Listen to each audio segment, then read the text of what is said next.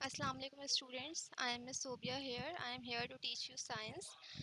बेटे मैं मिस सोबिया हूँ, आपको मैं यहाँ पर मौजूद हूँ साइंस पढ़ाने के लिए। साइंस में बेटे करना क्या है, आप लोग थर्ड क्लास से फोर्थ क्लास में आए हो। काम में थोड़ी सी चेंजिंग है।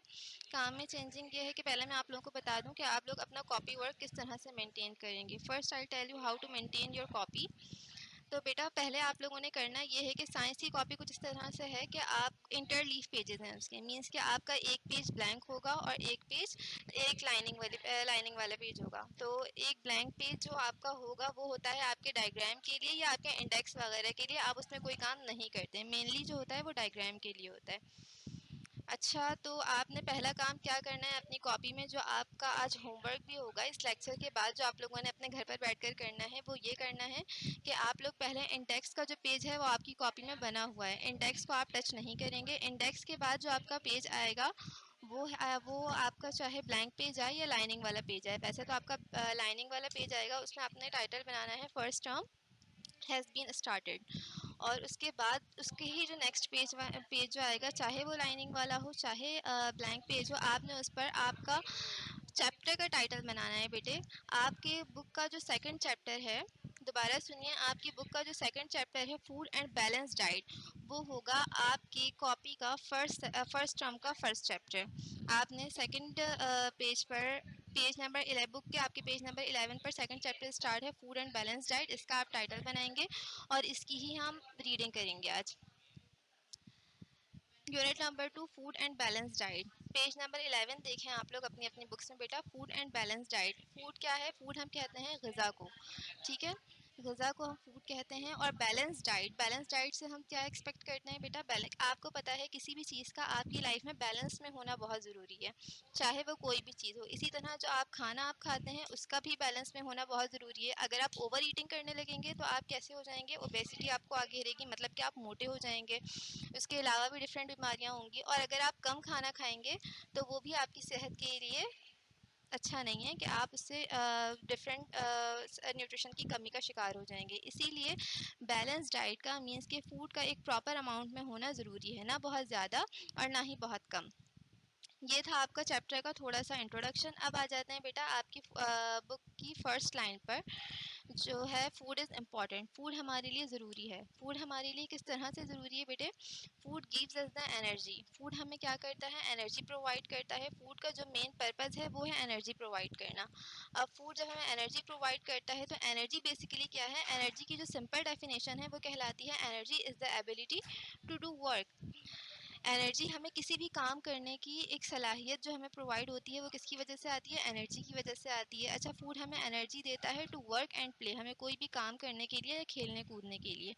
व्हेन यू डू एनीथिंग, चाहे आप दुनिया का कोई सा भी काम कर रहे हो, आपको किस चीज़ की ज़रूरत होती है, एनर्जी की ज़रूरत होती है। आप चाहे छोटा से छोटा काम करें या बड़ा से बड़ा काम करें, आपको हमेशा एनर्जी की ज़रूरत होगी। अच्छा, इसमें क्या बता रहे हैं आपके फर्स्ट पैराग्राफ की सेकंड लाइन में बेटा, when you do anything you use up energy while you are sleeping it seems as if you are doing nothing। इसमें कह रहे हैं कि आप चाहे कोई भी काम करें आप एनर्जी का इस्तेमाल करते हैं, हत्ता कि अगर आप सो रहे हैं तो आपको ऐसा लगता है कि आप कोई काम नहीं कर रहे। जब आप कोई काम नहीं कर रहे तो आपके जहन में एक सवाल आएगा कि एनर्जी भी यूज़ नहीं होनी चाहिए, जबकि ऐसा नहीं होता, एनर्जी यूज़ होती है। अब एनर्जी यूज़ कहाँ पर होती है ये हम आपको बताएंगे सेकेंड पैराग्राफ में। सेकेंड पैराग्राफ में आइए, how ever your stomach is digesting food, your brain is working, your lungs are breathing and your heart is beating, all of them need energy to work properly। आप अगर सोते हैं, सोने से पहले आप रात का खाना लाजमी खाते हैं, तो आपको ऐसा फील होता है सुबह उठने के बाद कि रात का खाना वैसे ही रखा हुआ है? ऑब्वियसली नहीं होता, वो डाइजेस्ट हो चुका होता है। तो जो रात में आपका स्टमक वर्क कर रहा होता है, तो स्टमक के वर्क करने के लिए भी एनर्जी की नीड होती है। इसके अलावा आपका जहन, आपका दिमाग ऑल द टाइम वर्क कर रहा होता है। आपके लंग्स, आप जब तक ज़िंदा हैं आप सांस लेते रहते हैं, चाहे आप सो रहे हो, बेहोश हो या कोई सा भी काम कर रहे हो। तो मीन्स कि आपके लंग्स भी काम कर रहे हैं और आपका दिल भी बीट कर रहा है, दिल धड़क रहा है।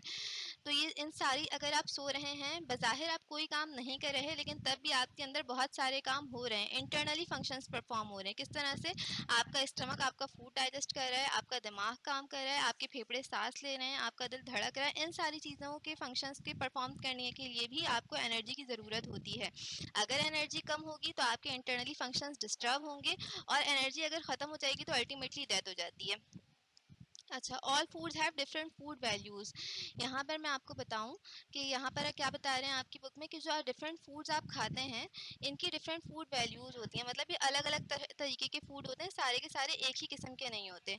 अच्छा, जब ये अलग-अलग तरह के फूड जो आप खाते हैं, तो ये काम भी अलग-अलग करते हैं। अच्छा, काम ये किस तरह से करते हैं? Some foods help you to grow. कुछ ग़िज़ा जो होती हैं, वो आपकी नशो-नुमा में हेल्प करती हैं। Some foods give you energy, और कुछ ग़िज़ा जो होती है, वो आपकी एनर्जी में, आपकी तवानाई बहाल करने में हेल्प करती है। और कुछ जो होती है आपके सेल्स वगैरह में, आपके फैट्स, आपकी बॉडी के अंदर जो फैट्स डेवलपमेंट हो रही है उसको बढ़ाने में हेल्प करती है। और जो है,